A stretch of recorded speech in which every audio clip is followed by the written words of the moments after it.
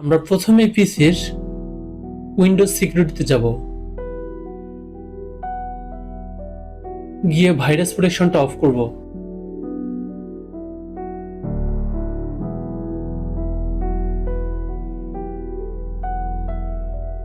Manage setting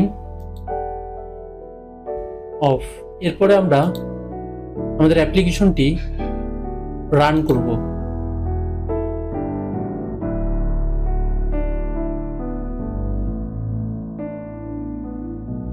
next.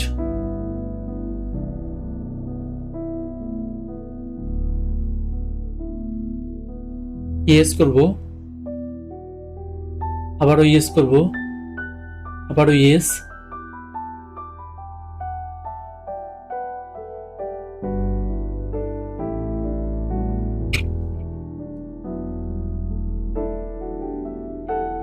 Next.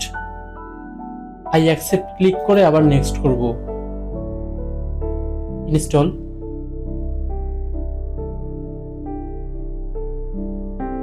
একটু সময় নেবে।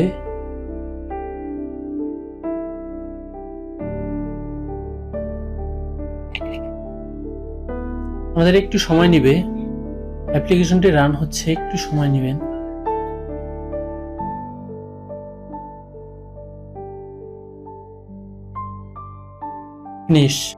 ফিনিশে ক্লিক দিব। এখন আমরা ফাইল লোকেশনে যাব।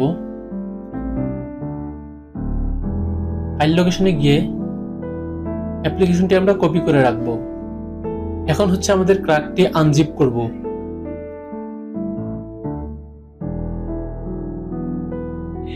এক্সট্রাক্ট ফাইল করব।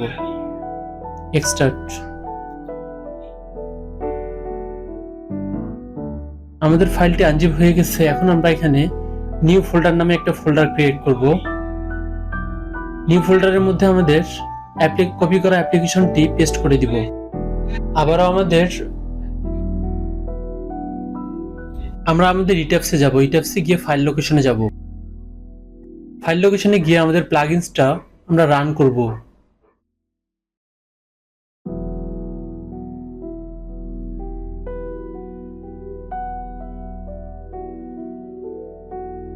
রান করার পর আমরা F4 ক্লিক করব। এখন আমরা ক্র্যাক ফাইলটি ওপেন করব। ক্র্যাক ফাইলটি ওপেন করে ক্র্যাকটি কপি করব। ক্র্যাকটি কপি করে ফাইল লোকেশনে গিয়ে আমরা পেস্ট করব।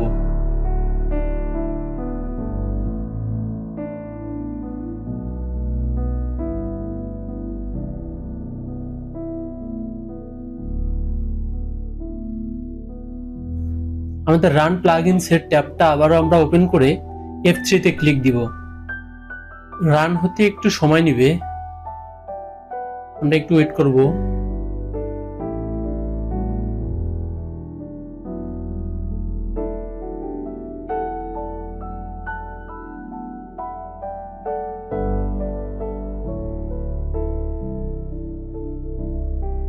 রান কমপ্লিট হয়ে গেলে আমরা ক্লোজ করে দিব।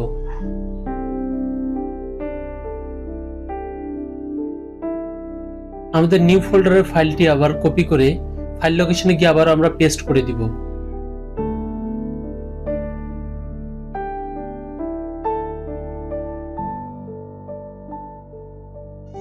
আমাদের ইট্যাবসটি ক্র্যাক এবং ইনস্টলিং কমপ্লিট। এখন আমরা ওপেন করতে পারি। আমাদের ডেসক্রিপশন বক্সে সফটওয়্যারটি ডাউনলোড করার লিংক দেওয়া আছে, সেখান থেকে আপনারা ডাউনলোড করে নিন। ধন্যবাদ সবাইকে। প্রথমে আমরা ইট্যাবসটি ওপেন করব। ওপেন করার পর নিউ মডেলে যাব। আমরা যেহেতু এটা নিউ মডেল করব, আমরা হচ্ছে একটা 5 তলা বিল্ডিং এর নিউ মডেল দাঁড় করাবো এবং মডেলটি অ্যানালাইসিস করব ইট্যাবসের মাধ্যমে। নিউ মডেল ওপেন করার পর আমাদের সামনে চলে আসছে ইউনিট সেটিং। আমরা প্রথমে ইউনিট সেটিংটি দেখে আসব।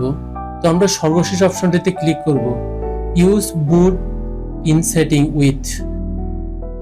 পাশে ক্লিক দিলে আমরা দেখতে পাবো অনেকগুলো আমাদের ইউনিট শো করতেছে। তো আমরা ডিফল্ট ইউনিট যে ইউনিট আছে ওই ইউনিটের মধ্যে কাজ করব। তো আমরা এখন ওকে ক্লিক দিব। উইন্ডো ওপেন হয়েছে। নিউ উইন্ডোতে আমরা দেখতে পাচ্ছি যে নিউ মডেল কুইক টেমপ্লেট। আমাদের বাম পাশে হচ্ছে গ্রিক ডাইমেনশন, ডান দিকে হচ্ছে স্টোরি ডাইমেনশন। তো আমরা প্রথমে গ্রিক ডাইমেনশনটা আমরা ঠিক করব। আমরা প্রথমে অটোক্যাডের মাধ্যমে একটা ফ্লোর প্ল্যানে ডাইমেনশন আর গ্রিক গুলো আমরা ড্র করে নিব। তো দেখতে পাচ্ছেন যে আমাদের সবগুলা ডাইমেনশন এবং গ্রিক দেওয়া আছে ফ্লোর প্ল্যানের মধ্যে, অটোক্যাডের ফ্লোর প্ল্যানের মধ্যে। এগুলো আমরা ইনপুট করব এখন ইটাস মডেলে। অটোক্যাডে আপনারা দেখতে পাচ্ছেন এক্স এক্সিস বরাবর তিনটা ডিরেকশন আছে, A B C. Y axis বরাবর দেওয়া আছে 1 2 3 4 5। তো আমরা এখন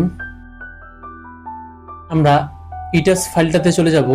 এখানে আমরা দেখতে পাচ্ছি নাম্বার অফ গ্রিক এক্স ডিরেকশনে গিয়ে আমরা আমাদের যেহেতু এক্স ডিরেকশনে 3টা গ্রিক আছে, তো আমরা 3 লিখে দিব এবং ওয়াই ডিরেকশনে আমরা দিব 5। আমাদের 5টা গ্রিক রয়েছে ওয়াই ডিরেকশনে।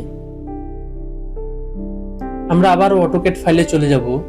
আমরা যদি অটোক্যাড ফাইলটি ওপেন করি, অটোক্যাড ফাইলটি আমরা দেখতে পাচ্ছি যে এক্স ডিরেকশনে এ বি সি আমাদের এই 3টা গ্রিকের ডাইমেনশন গুলা আলাদা আলাদা দেওয়া আছে। আবার এদিকে আমরা যদি খেয়াল করি ওয়াই ডিরেকশনের ডাইমেনশন গুলা 1 2 3 4 5 এই ডিরেকশনের ডাইমেনশন গুলা আলাদা আলাদা দেওয়া আছে। তাই আমরা ইটাপস ফাইলে আবার ঢুকবো। ইটাপস ফাইলে ঢুকে এখন আমরা কাস্টম গ্রিক করব। কাস্টম গ্রিক স্পেসিং এ ক্লিক করে এডিট গ্রিক ক্লিক দিয়ে দিব। আমাদের চলে আসছে আরেকটা ট্যাব।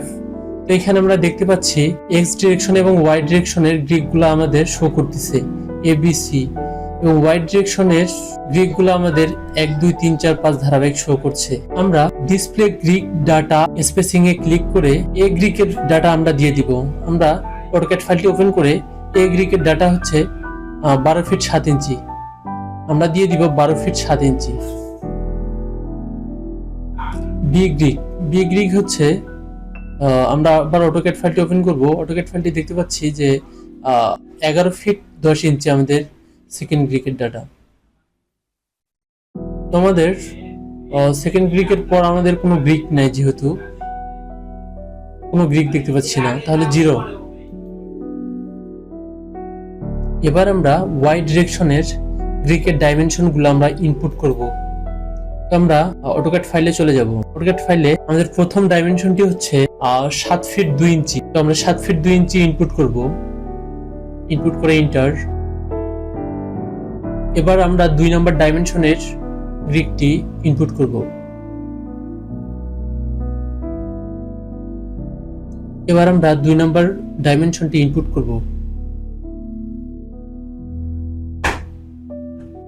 এবার আমরা 3 নম্বর ডাইমেনশনটি ইনপুট করব।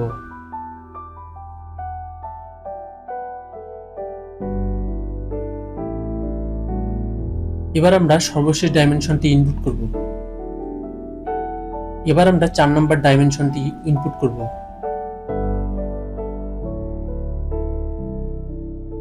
তো এরপরে আমাদের কোনো ডাইমেনশন আমরা দেখতেছি না, তাই আমরা 0 দিয়ে ওকে করব।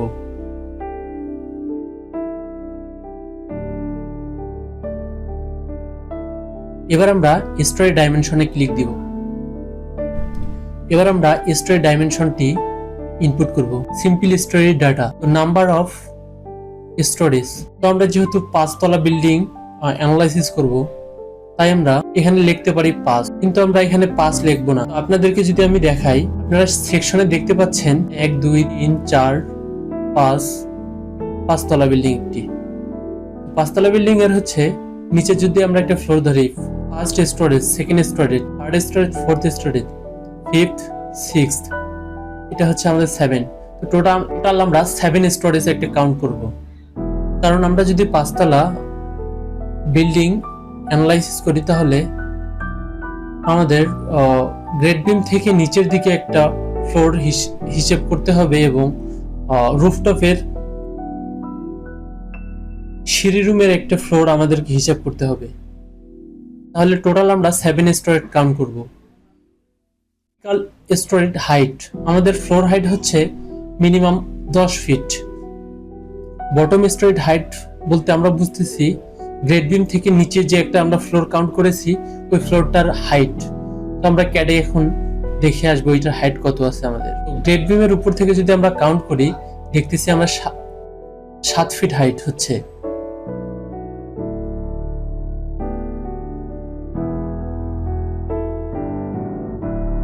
তো 7 লিখে এখন আমরা সিঁড়ি রুমের হাইটটি আমরা ইনপুট করব। আপনারা যদি দেখেন তাহলে সিঁড়ি রুমের হাইট দেওয়ার মতো এখানে কোনো অপশন দেওয়া নেই, তাই আমরা কাস্টম স্টোরেজ হাইটে ক্লিক করব,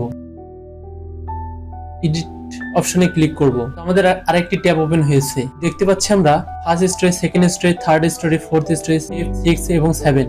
আমাদের বিল্ডিং এর কোনো বেসমেন্ট নেই, তাই আমরা বেসমেন্টে কোনো কিছু ডাইমেনশন দেইনি, বেসমেন্টের কোনো কিছুই করব না। তাই আমরা প্রথমেই বেসমেন্টটা বাদ দিয়ে উপরে লিখবো গ্রাউন্ড ফ্লোর। উপরে আমরা গ্রাউন্ড ফ্লোর লেখার পর তারপর একটা লিখবো আমরা ফার্স্ট ফ্লোর, তারপর একটা সেকেন্ড ফ্লোর, তারপরটি থার্ড ফ্লোর, তারপরটি ফোর্থ ফ্লোর, তারপরটি ফিফথ ফ্লোর। সর্ব উপরে আমাদের এটা হচ্ছে সিঁড়ি রুম বা রুফটপ, আমরা রুফটপ লিখবো। তো আমরা যদি অটোক্যাডে দেখে আসি, আমাদের রুফটপের হাইট হচ্ছে 8 ফিট। তো 8 ফিট লিখে আমরা ওকে করে দিব। আমাদের আজকের ক্লাস এখানেই শেষ। সবাইকে ধন্যবাদ। আসসালামু আলাইকুম।